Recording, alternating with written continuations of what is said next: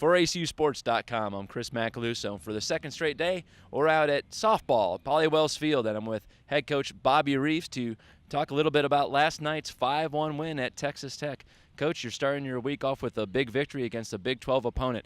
How did that victory feel last night for you and the Wildcats? You know, it's always go back to a place where you've coached before, or maybe your assistant coaches have played before and get a win. So it was an exciting time for the staff, and it was a great day for our team. You know, we played real well. We played great defense. We pitched well. We ran bases well. We hit the ball well, and it summed up to a 5-1 win. One of your stars of the game last night was your starting pitcher, Sydney Holman.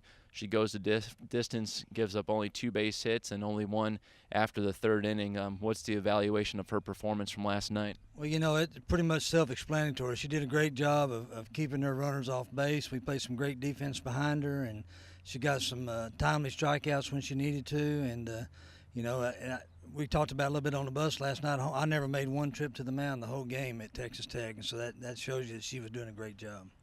The inning that changed the fortunes of the game was the 5th inning. That's the inning where you guys went in down 1-0 but scored 3 runs. And you had a couple hits that inning. You were also helped by a couple errors, but you were helped by just aggressiveness and just awareness on the base paths. Exactly. You know, we work on that quite a bit because we weren't very good at that early, and about taking some advantages of some situations, running bases, putting some pressure on them, and we did a great job of scoring those 3 runs that inning, scoring 1 from second on a play that we probably should have never scored, but we did, so it was good.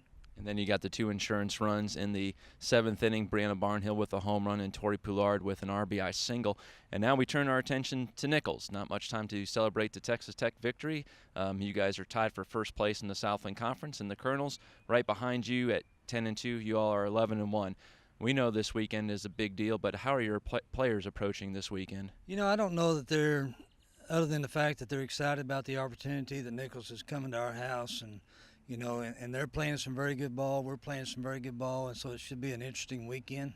Great games to watch and come out and support us. But, you know, if you look at all the stats that we have in the Southland Conference, us, Nicholls, and McNeese are pretty much tops in all the categories there are there. So it has the making of being a real good series.